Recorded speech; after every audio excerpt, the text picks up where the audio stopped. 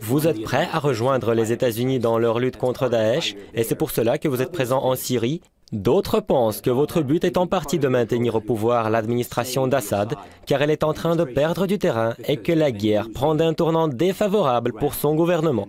Est-ce que le maintien de Bachar el-Assad au pouvoir est le but de la présence russe en Syrie?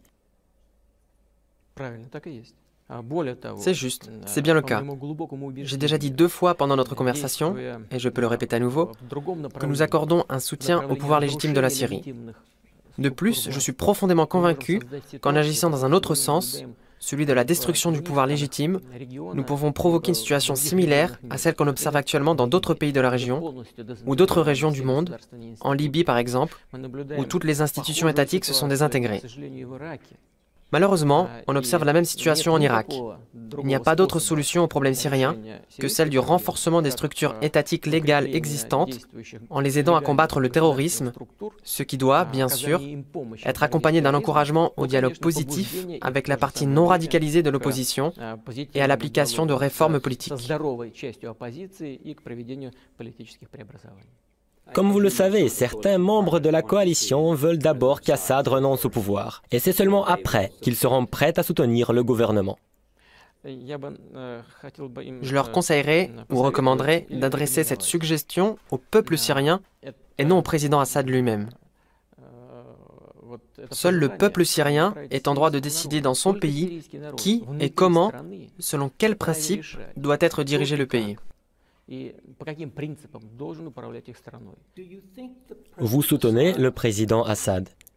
Et est-ce que vous soutenez ce qu'il fait en Syrie et ce qui se passe avec ces Syriens, ces millions de réfugiés, ces centaines de milliers de personnes qui sont mortes et dont une grande partie a été tuée par ces gens à lui?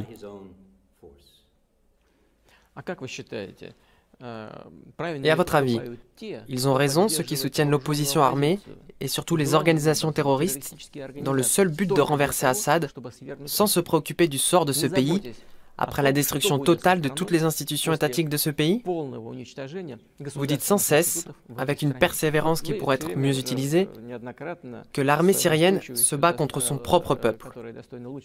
Mais regardez qui contrôle 60% du territoire syrien. Où est cette opposition modérée? 60% du territoire syrien est contrôlé soit par Daesh, soit par d'autres organisations terroristes, telles que le Front al-Nosra ou d'autres encore, reconnues comme organisations terroristes par les États-Unis, entre autres États, ainsi que par l'ONU. Êtes-vous prêt à envoyer des troupes russes en Syrie si dans le cadre de la lutte contre Daesh, cela se révèle nécessaire?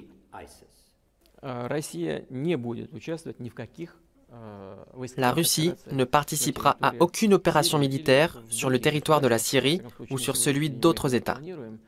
En tout cas, nous ne l'envisageons pas aujourd'hui.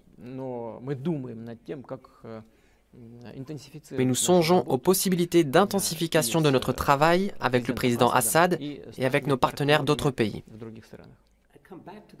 Que faut-il faire encore? Comme vous savez, beaucoup de gens pensent que ce que fait Assad fait le jeu de Daesh et que ce traitement horrible que le régime réserve au peuple syrien avec tous ces bombardements et autres actions malfaisantes n'est rien d'autre qu'une aide à l'État islamique. Par conséquent, si Bachar el-Assad part, il y aura une période transitoire qui aidera à lutter contre Daesh, al-Nosra et autres. En employant le langage des services secrets, je peux dire qu'une telle connotation n'est rien d'autre qu'une initiative active des ennemis d'Assad. C'est de la propagande anti-syrienne. C'est très vaste comme expression. De plus, cela peut signifier que la Russie va faire de nouveaux efforts pour récupérer le leadership au Proche-Orient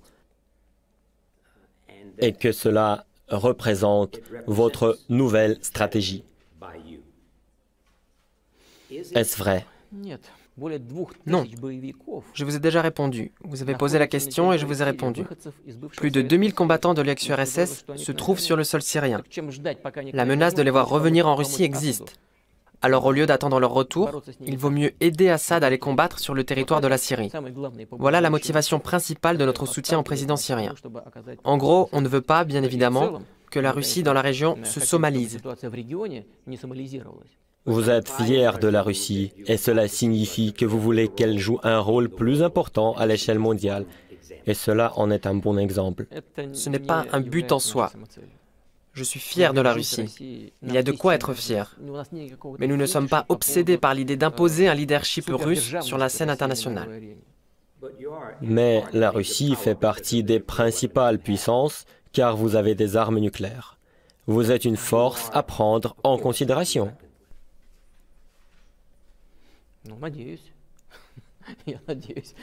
J'espère bien. Sinon, à quoi bon disposer de ces armes? Quant à l'Ukraine, il s'agit d'une situation à part, même pour nous. L'Ukraine est le pays qui nous est le plus proche. Nous avons toujours considéré l'Ukraine comme un pays frère, et c'est toujours le cas. Ce n'est pas seulement un peuple slave, c'est le peuple qui est le plus proche des Russes. Nos langues et nos cultures sont très similaires. Nous avons une histoire et une religion en commun. Qu'est-ce que je trouve absolument inacceptable pour nous?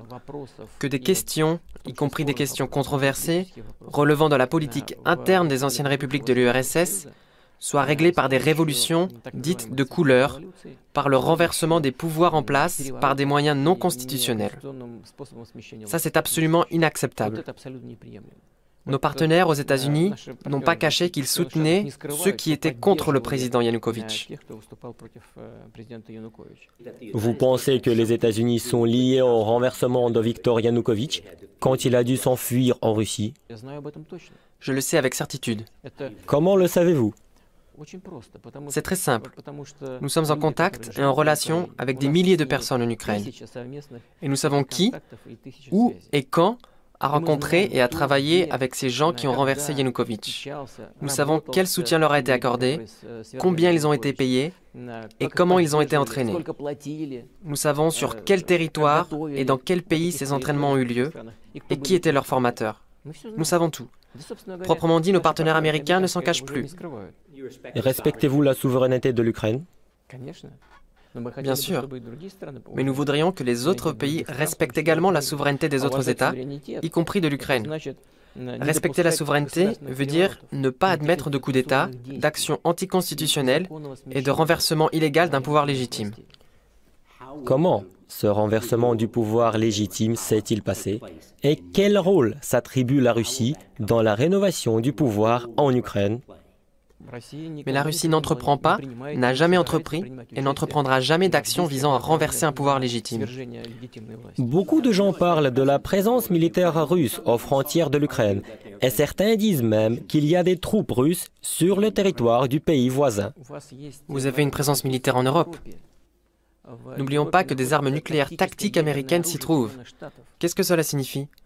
Que vous auriez occupé l'Allemagne, ou bien auriez décidé de ne pas en finir avec l'occupation de l'Allemagne après la Deuxième Guerre mondiale, en transformant tout simplement les forces d'occupation en forces armées de l'OTAN? Et si nous avons des troupes sur notre territoire, près de la frontière d'un État, vous considérez que c'est déjà un crime? Comme vous le savez, on parle beaucoup de vous aux États-Unis. Vous n'avez rien d'autre à faire? Peut-être qu'ils sont tout simplement curieux. Peut-être que vous êtes quelqu'un d'intéressant, peut-être que c'est pour cela. Mais ils vous perçoivent tout d'abord comme un dirigeant fort. Ils savent que vous avez travaillé au KGB et que vous avez bâti votre carrière politique à Saint-Pétersbourg en devenant l'adjoint du maire et que vous avez déménagé à Moscou. Il est à noter qu'ils vous voient sur des photos torse nu, sur un cheval au galop et ils se disent « c'est un homme qui se crée une image d'homme fort ». Vous aimez votre travail et je sais que vous avez travaillé dans le renseignement extérieur. Je comprends que c'est votre métier de lire les gens.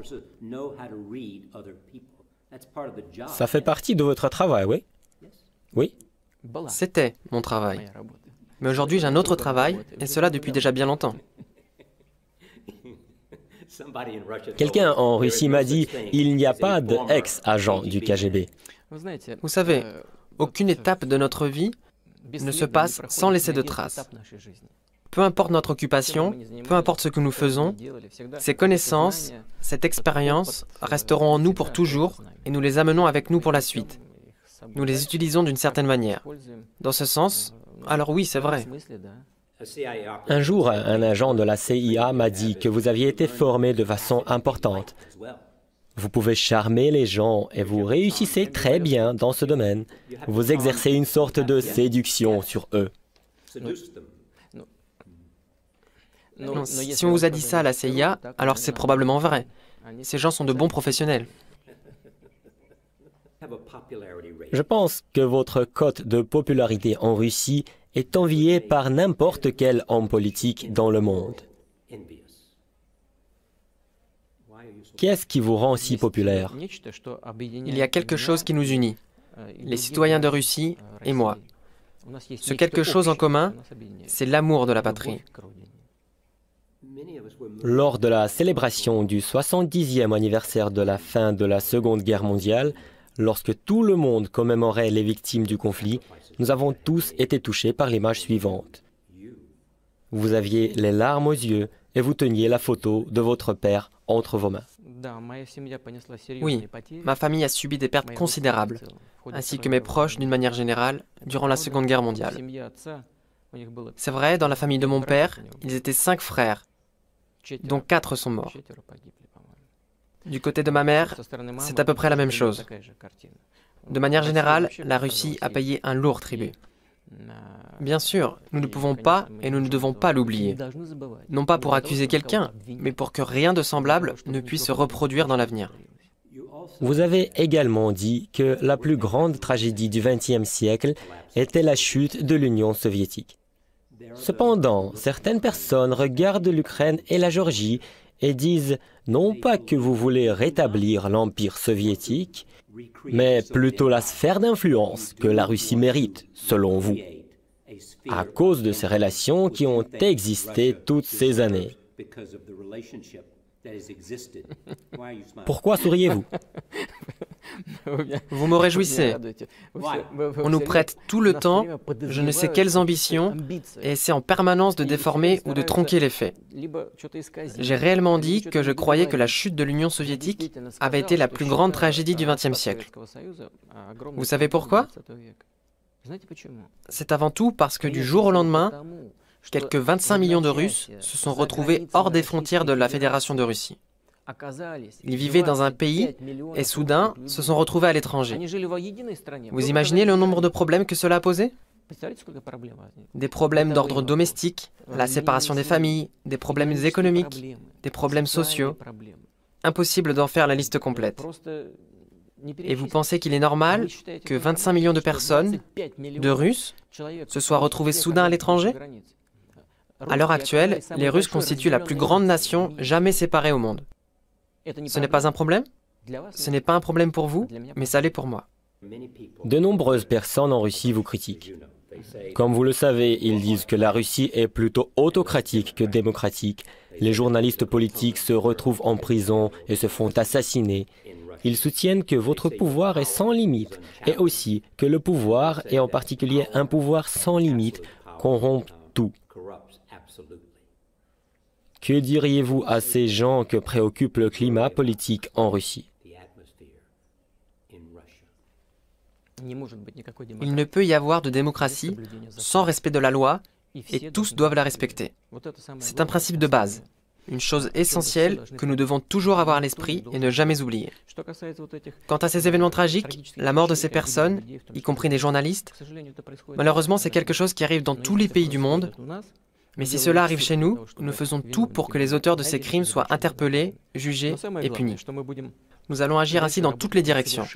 Mais ce qui est le plus important, c'est que nous allons continuer à travailler au perfectionnement de notre système politique, afin que les gens puissent sentir, afin que toute personne puisse sentir qu'elle joue son rôle dans la vie de l'État et de la société, qu'elle influe sur le pouvoir et que le pouvoir sente sa responsabilité vis-à-vis des gens qui lui ont accordé leur confiance, ainsi qu'aux autorités pendant les campagnes électorales. Si vous, en tant que dirigeant de ce pays, insistez sur la suprématie de la loi et de la justice, alors il pourrait y avoir des progrès considérables dans l'inversion de cette perception négative. Beaucoup de choses peuvent être faites, mais pas tout et pas tout de suite. Prenons l'exemple des États-Unis. Combien de temps après le processus de développement de la démocratie? Il dure depuis la création des États-Unis.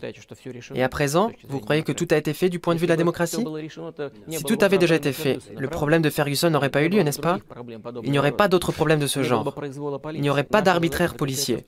Notre objectif est d'identifier tous ces problèmes à temps et d'agir de manière adéquate.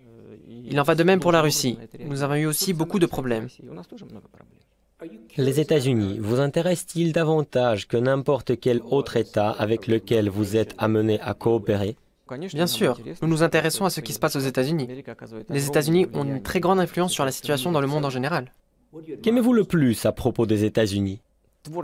Leur approche créative dans la résolution des problèmes auxquels ils sont confrontés, l'ouverture et l'émancipation qui ont permis de faire fructifier le potentiel de la population. Je pense qu'en grande partie, c'est grâce à cela que les États-Unis ont pu connaître de si grands succès dans leur développement.